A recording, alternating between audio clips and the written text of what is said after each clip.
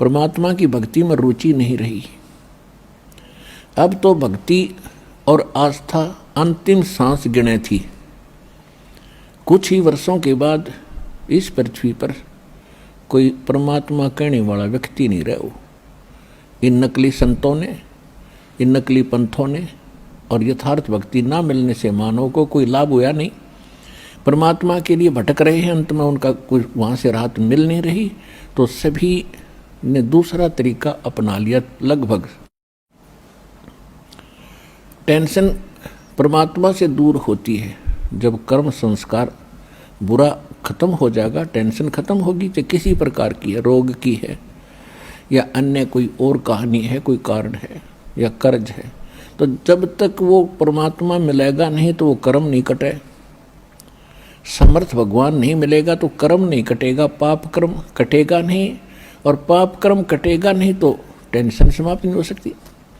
तो वो ना साधना मिली, ना भगवान मिला हमारे को, ना कोई सा संत मिला कि उस ज्ञान को बतावे और हमारे इन पापों का नाश करावे। और जो महापुरुष जिस समय वो महापुरुष हुए हैं, जिनको भगवान मिले, उन्होंने यही ज्ञान बताया जो दास आपको आज बता रहा है, और परमेश्वर ने यही ज्ञान बताया। लेकिन उस समय हम नहीं समझे उन महापुरुषों की वाणी को, उनके ज्ञान को, क्योंकि हम शिक्षित नहीं थे।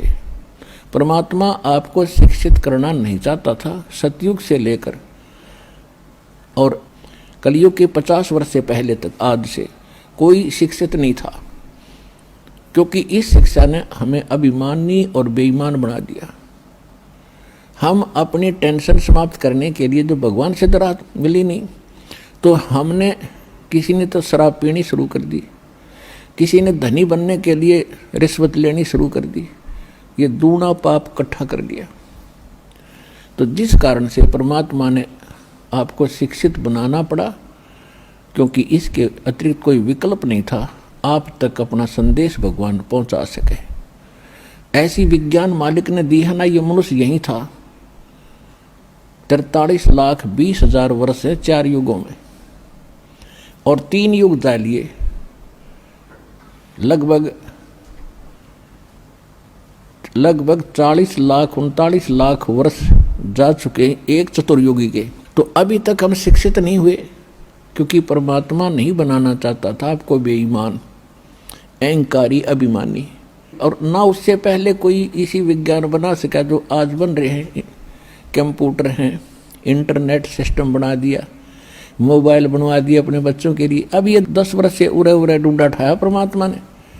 ये गॉड गिवन बुद्धि है या किसी मनुष्य की खोज नहीं है, और परमात्मा ने इसलिए दिया कि सब बच्चे मेरे इस ज्ञान को रह रहकर देखेंगे, प्रमाणों को मिलाएंगे, और फिर चलते फिरते काम करते करते मेरी महिमा सुना करेंगे। क्योंकि हम बिजी घने हो गए, बहुत हम व्यस्त हो गए। काम तो बहुत कम हो गया, क्योंकि मशीन से सब काम हो रहा है, और फिर भी हम व्यस्त इतने हैं, समय नहीं किसी के पास भगवान की 2 घड़ी भक्ति करने का। इस विज्ञान ने चक्कर काट दिया, इस माया की हवस बढ़ गई हमारे अंदर। तो इस ज्ञान से इस माया के जोड़ने की हवस कम होगी और भक्ति की हवस जागेगी, और तब ये आत्मा परमात्मा की भक्ति में दृढ़ता से लगेगी। तो उसके लिए भगवान ने ये समय सेलेक्ट किया, और वो सच्चा ज्ञान, सच्ची भक्ति, यथार्थ भक्ति विधि आज इस दास को उपलब्ध कराई। और साथ के साथ अभी सन 1994 में दास को आदेश हुआ था दीक्षा देने का। अब उसके तुरंत बाद ही 5-7 वर्षों के बाद ही ये टीवी चैनल बन गए और इनकी बाढ़ सी आ गई। तो काल ने अपना दाव खेला कि इन सभी टीवी चैनलों पर अपने दूतों से नकली ज्ञान प्रचार करना शुरू करवा दिया। और फिर जब हमारा नंबर आया सन 2003 में, हमने कोशिश की थी आस्था चैनल पर 3-4 महीने चला था। यदि उस समय ये ज्ञान 6 महीने और चल जाता, सारी उथल पुथल हो जाती, सारा विश्व जाग जाता। तो इन नकली संतों को, इन नकली आचार्यों और शंकराचार्यों को चिंता बन गई कि अगर ये ज्ञान जनता तक पहुंच गया तुम्हारी छुट्टी। ये तो इससे सिद्ध है कि ये लोग भगवान नहीं चाहते, न कल्याण चाहते किसी का, केवल स्वार्थ चाहते थे। तो वो एकदम हमारा बंद करवा दिया। कोई बात नहीं। उसके बाद ऐसा कांड करवाया, क्रोथा कांड, झूठ बोल के झूठा बदनाम किया। रामपाल निंदा करता है, वह ऐसा होता है वैसा होता है। उनका उद्देश्य ये था कि इसको मिटा दे और तुम्हारी पोल ना पाट जाए और जनता का कल्याण ना हो जाए। उनका उद्देश्य यही है। लेकिन उस परमात्मा का वचन है कि ये ज्ञान पूरे विश्व में जाएगा, सारा संसार भक्ति करेगा। परमात्मा के बच्चे हैं, जो हमारा विरोध कर रहे हैं वो भी भगवान के ही बच्चे हैं, वो परमात्मा के बच्चे हैं। लेकिन इस काल उनका दुरुपयोग कर रहा है, उनके कर्म बिगाड़ रहा है। तो परमात्मा ने दया करी है। अब देखो, पहले से भी 1000 गुना बढ़ गया हमारी संगत भी, हमारा प्रचार भी। तो ये परमात्मा का चलाया मार्ग है। उसके एक वचन से सारे ब्रह्मांड बन गए और अपने स्थान पर घूम रहे। इनको रोक कर दिखाओ वैज्ञानिक। इसी प्रकार ये परमात्मा का वचन है, उसके वचन से ये ज्ञान पूरे विश्व में जाएगा और 2 दिन आगे पीछे सबको मानना पड़ेगा, क्योंकि बहुत दिन देख लिए परमात्मा ने अपने बच्चों को तड़फते भुगतते। 3 युग दे दिए काल को और कितना संतोष किया मालिक ने। किसी का बालक दुखी हो, माता पिता को चैन नहीं होती। अब उनको मालूम था ये दुखी हैं। सतयुग त्रेता द्वापर में भी दुखी थे, लेकिन इतने नहीं थे जितने कलयुग में हो गए। तो इस कलयुग में यहाँ तक आना था आपको लेकर के, और अब आपको वो ज्ञान देना है। अपनी शरण में पूरे विश्व को मालिक ने लेना है और आपका कल्याण होगा, पूरे विश्व का कल्याण होगा। ये परमात्मा का वचन है। अब विश्व में कोई जीव सुखी नहीं है आज के दिन, और जो साधना वो करते थे वो भी फेल वाली, क्योंकि वो करते करते दुख आ गया आप पे, तो वो साधना ठीक नहीं। भगवान की भक्ति से दुखी व्यक्ति सुखी होता है, और करते करते दुख हो रहे, कैर टूट गए, तो वो भक्ति नहीं है, साधना नहीं है, और वो भगवान नहीं है जिसकी आप साधना करते थे। तो अब परमात्मा ने वो रजा बख्शी है कि यथार्थ ज्ञान इस दास को दिया है, और सन 1994 से लेकर आज तक लगभग 20 वर्ष हो गए हैं। तो यही ज्ञान प्रारंभ से दास कहता आ रहा है, और सन 2000 के बाद सदग्रंथों को देखा है दास ने 2001 में।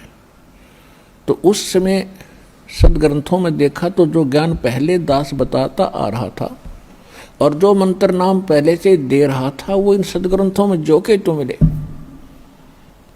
तो और उमंग और खुशी का ठिकाना नहीं रहा कि परमात्मा इन सदग्रंथों से अगर आपका ज्ञान मेल खा गया तो आपके बच्चे आपको पहचान सकेंगे। अन्यथा यदि हम ज्ञान सुनाते रहेंगे कबीर साहिब की केवल वाणी लेकर के या इन महापुरुषों की वाणी लेकर के, ये भगत आपको दृढ़ता से नहीं मान पाओगे। फिर ऐसा ज्ञान दिखाया दाता ने, सारे वेद गवाह, सारे सदग्रंथ परमात्मा बता रहे हैं Kabir is God, Kabir is God. कौन कबीर? वो धानक कबीर, दुल्हा कबीर, जो काशी के अंदर 120 वर्ष रहे, अपना ज्ञान प्रचार भी करते थे, सारे ब्रह्मांडों का संचालन उस झोंपड़ी में बैठकर करते थे और हमें ज्ञान भी देते थे। वो प्रत्येक युग में ऐसी लीला करते ही करते। तो अब परमात्मा ने इस काल से कहा था प्रथम सतयुग के अंदर जब परमेश्वर ने देखा कि सब जीव दुखी हो गए, हाहाकार मचा है, हम जब से इसके काल के लोक में आए हैं, हम उस सुख को भूल नहीं पा रहे जो हम छोड़ कर आए थे। लेकिन हमें वो पता नहीं वो है कहाँ। इसने इतनी भूल डाल दी कि वो है कहाँ। वो सुख हम यहीं खोज रहे हैं, इस नमक की बोरी में, इस नमक की मंडी में हम बूरा का टेस्ट खोज रहे हैं। और बूरा और नमक की एक जैसी शक्ल होती है, देखने में एक जैसा होता है, लेकिन उसके टेस्ट में दिन और रात का अंतर होता है। तो ये काल भी भगवान है यहाँ का। यहाँ की व्यवस्था हम देखते हैं, जैसे दिन रात बन रहे हैं, शीतल हवा चल रही है, फलदार वृक्ष हैं और जमीन में पानी, बड़ा सुंदर जल है, मीठा है। ये सुविधाएं देखते हैं हम तो हमें लगता है कि ये बिल्कुल भगवान है जिसने हमारी इतनी चिंता है, कितने अच्छे फल फ्रूट दे रखे हैं, अपने आप उगे हैं ये। तो ये है नमक की बोरी का टेस्ट, यहाँ की जो सुख हमें दिखाई देते हैं। और जब हम सतलोक के उस व्यवस्था को देखेंगे, वहाँ के सब फल और उनकी टेस्ट को देखेंगे, तो ये नमक जैसा लगेगा हमारे को। तो ये सुख वहाँ है जिसको हम खोज रहे हैं। दूसरा सुख वहाँ क्या है? वहाँ जरा और मरण नहीं है। जरा माने वृद्धावस्था और मरण मीन मृत्यु। वहाँ जन्म और मृत्यु, बुढ़ापा और मृत्यु नहीं है। एक बार जन्म अवश्य होगा वहाँ जा कर के आपका, यानी जैसे यहाँ हुआ है ऐसे वहाँ भी होगा, और फिर आपका परिवार बनता चला जाएगा। अब जैसे कैसे अच्छे लगते हैं माता पिता, भाई बहन, रिलेटिव, नाती पोते पोती, दोता दोती, और कितने अच्छे लगते हैं, कितना प्यार है आपका। और फिर आप इनमें नहीं रह सकते, और ये भी कभी आपको छोड़ सकते हैं। काल का ना जाने कब किस पर अटैक हो जा, फिर हम रोते हैं, टक्कर मारते हैं। इतनी प्यारी वस्तु फिर दोबारा देखने को नहीं मिलती, और फिर उनको रोते रोते हम भी मर जाते हैं कभी। तो ये जो दुख है, ये आपको उसकी सतलोक के सुख को दृढ़ करेगा, और यहाँ से मन हटेगा। और इसका तरीका बताया है कि आप अपने सभी रिश्तेदारों को, और नहीं तो कम से कम अपने पूरे परिवार को परमात्मा की भक्ति में लगा दो। यहाँ तो एक बार सबने जाना है, ये तो अंडरस्टूड है, ये तो ना भी मानने वाली बात ना है कि हम नहीं मरेंगे। ये दूसरी बात है, भी नहीं मरेंगे पर कभी तो मरेंगे। तो ये स्थान अपना नहीं है। आज जिस संपत्ति को हम अपना मान रहे, हमारी मृत्यु होगी तो दोबारा उसमें हिस्सा हमारा नहीं है। ना जाने कौन से कंट्री में जाकर हमारा जन्म होगा। तो ये यहाँ की वस्तु अपनी कोई नहीं है, ये अस्थायी, ये आपका सटे है, अस्थायी निवास है। और इसको आप स्थायी बनाने की कुचेष्टा करते करते युग बीत गए, असंख्य युग बीत गए। मरते हैं, फिर सोचते हैं कोठी बनाएंगे, बंगले बनाएंगे, ठाठ से रहेंगे, इतने मृत्यु हो जाती है। ये हमारी भूल ही है, बाकी फिर उसी स्पीड से लगे हुए। तो यहाँ से हटने के लिए इस ज्ञान को आश्रय बनाना पड़ेगा, अपने आधार बनाना पड़ेगा। और उसके बाद फिर इस भक्ति करो। जब तक आप रहोगे, भक्ति करोगे, तो आपके जो प्रिय सदस्य हैं परिवार के, उनकी भी सुरक्षा भगवान करेगा। जब तक यहाँ रहोगे तब तक दुख दूर हुआ, और जाओगे, जब आराम से जाओगे, भक्ति करने वाले की मृत्यु ऐसे होगी कि आपको पता भी नहीं लगेगा। ऐसे जाओगे पटदेसी, और आप बैठे पाओगे सतलोक में, परमात्मा के साथ घूम रहे होगे। एक भक्तिहीन प्राणी और दूसरी भक्ति करने वाला भुगत कर मरता है, तड़प कर मरता है, या कोई अचानक हार्ट अटैक होकर मर जाता है, तो शोक में नहीं है, उसके यम के दूत दिखाई देते हैं, वो एकदम फटते शरीर छोड़कर भाग जाता है और उसको हार्ट अटैक कह देता है। गति तो बंद होएगी जब जीव निकल गया उसके अंदर से, तो फिर उसकी दुर्गति और घड़ी होती है आगे चल के। लेकिन परमात्मा के भक्तों का वो संकट भी टलेगा, आपके बच्चे भी सुखी रहेंगे, आपका परिवार यहाँ भी पीड़ा से बचेगा। लेकिन भक्ति करनी पड़ेगी और मर्यादा में रहना पड़ेगा, फिर आप सतलोक जाओगे। सब बच्चे भक्ति करने वाले धीरे धीरे सारे वहीं, क्योंकि वो ज्ञान ऐसा घर कर जाएगा प्रत्येक प्राणी के, बच्चे के, प्रत्येक सदस्य के, कि यहाँ तो अपना है ही नहीं। और एक ध्यान रखे, कोई प्राणी मर रहा हो सदस्य घर का, यानी शरीर छोड़ रहा हो भक्त, उसको याद दिलावे कि यहाँ संसार की इस किसी भी वस्तु में आस्था मत रखिए, नहीं तो लटक जाएगा फिर वापस।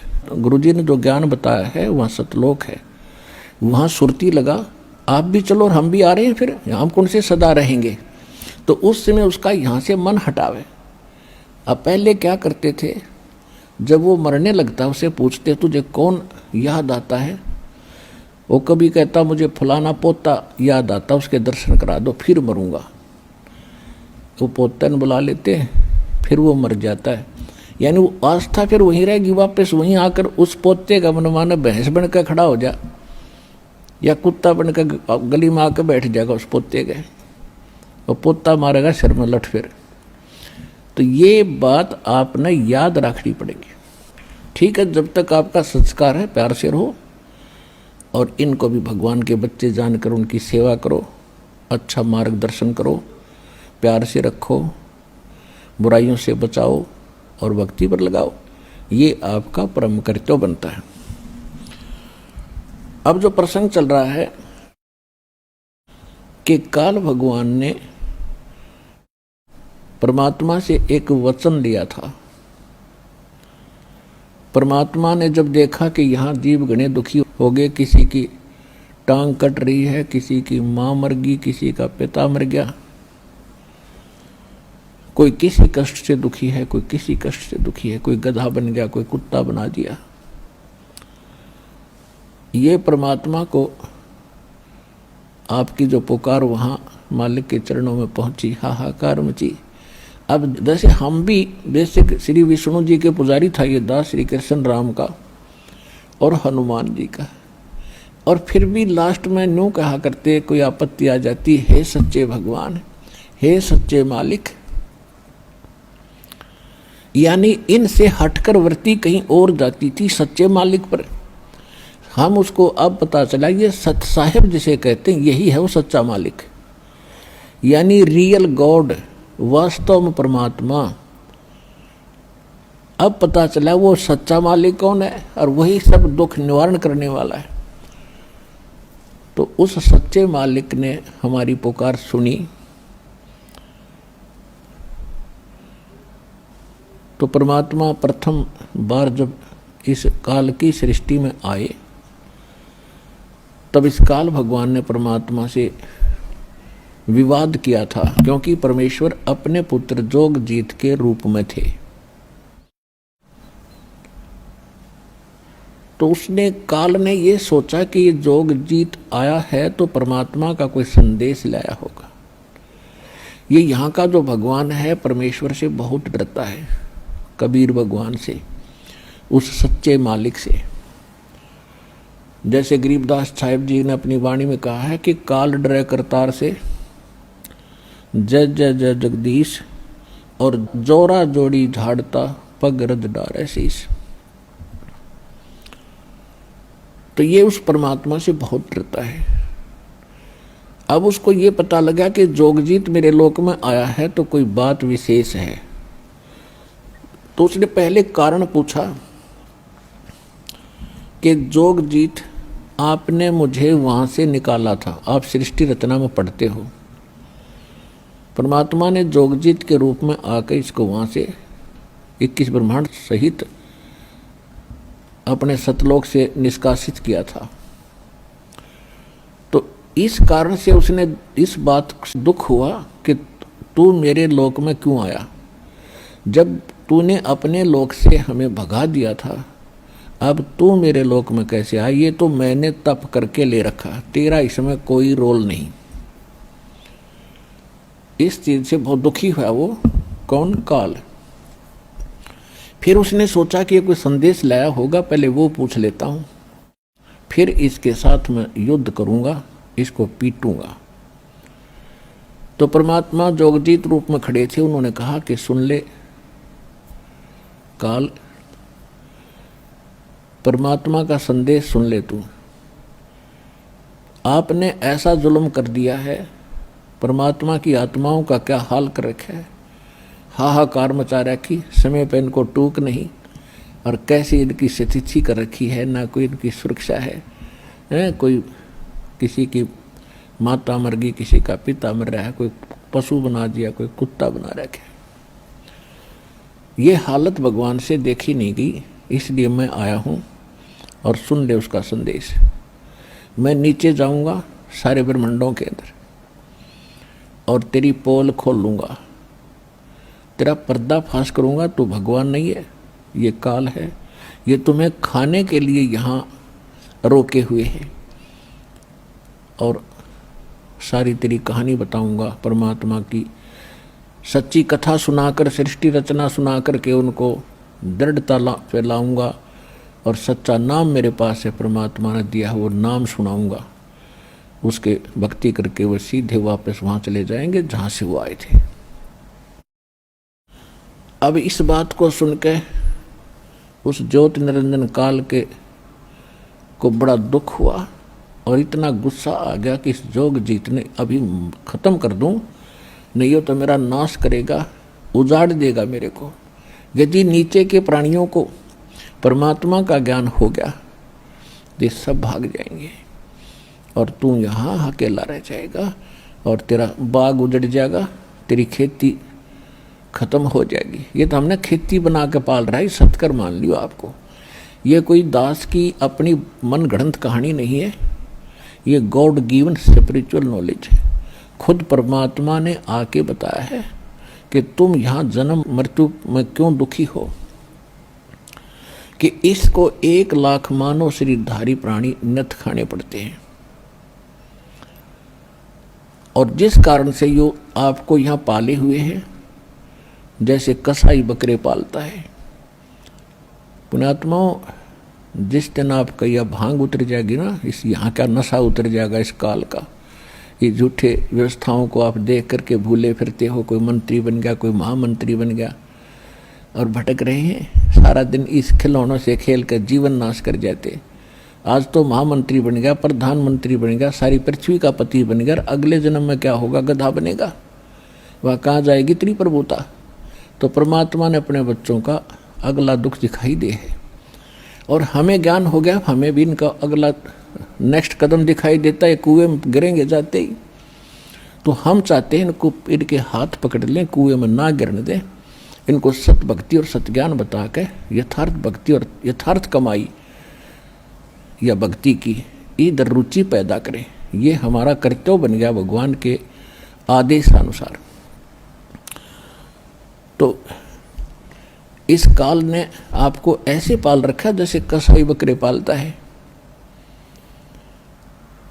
अब आप देखते हो कसाई के बकरों को, बकरे और बकरी नर मादा दोनों इकट्ठे छोड़ देता है, एक बड़ा हा तरागाह बना देता है, खेत घास फूस झाड़वो जड़ों वाला, और उसके चारों तरफ बाड़ लगा देता है, एक शेड बनाता है, एक झोंपड़ी उनके लिए गर्मी सर्दी से बचाने के लिए, और एक सरोवर बना देता है, तालाब वहाँ पर उनके पानी पीने के लिए, वहाँ चरते हैं, पानी पीते हैं, गर्मी सर्दी से बचने के लिए वृक्षों के नीचे या शेड के नीचे आ जाते हैं। और वो कसाई जब जाता है उन बकरों के पास तो ये समझते हैं, या कसाई के नौकर जाते हैं तो वो ये भोली प्राणी ये समझते हैं कि बड़े दयालु हैं, सारे हमारी कितनी केयर टेक करते हैं, कितनी देखभाल कर रहे हैं और कैसी सुविधा दे रखी है, तो वो बहुत नेक स्वामी नजर आते हैं।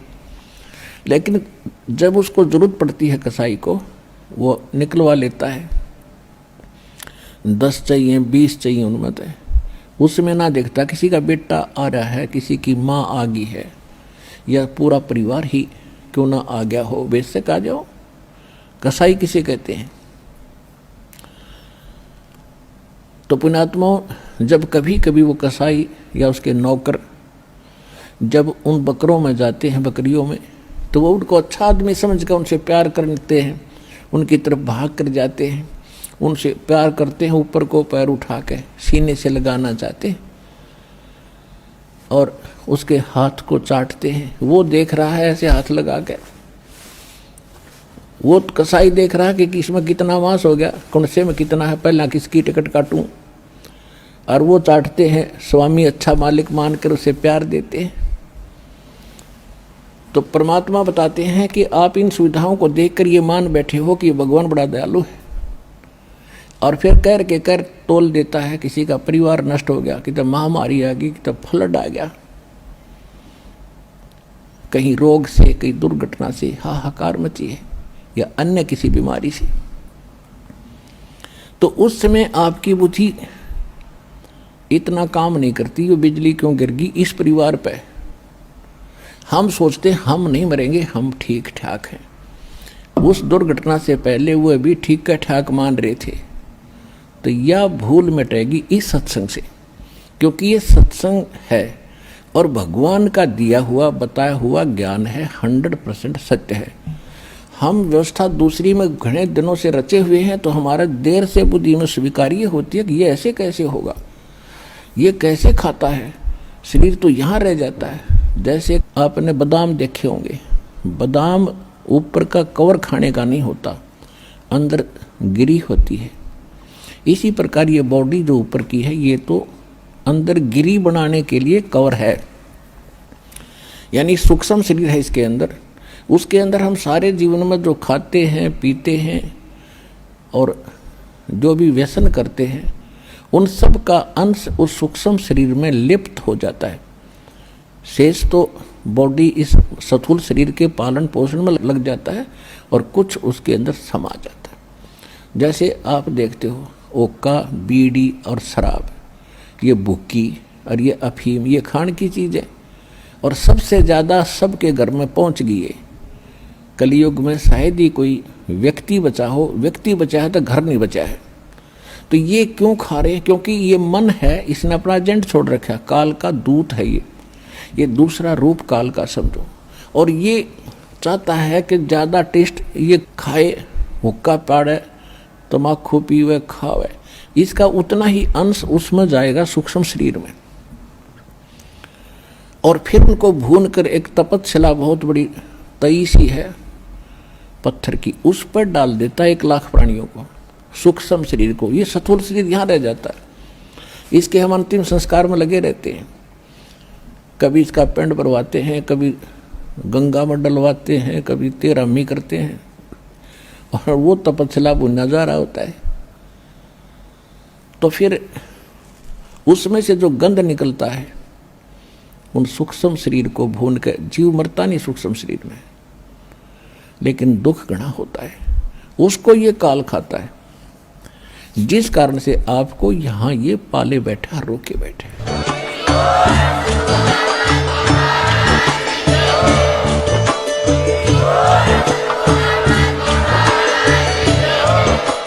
अगर आप ये वीडियो YouTube पर देख रहे हैं तो हमारे चैनल को सब्सक्राइब करें और बेल आइकन को दबाना ना भूलें। अगर आप Facebook पर ये वीडियो देख रहे हैं तो हमारे पेज को लाइक करें।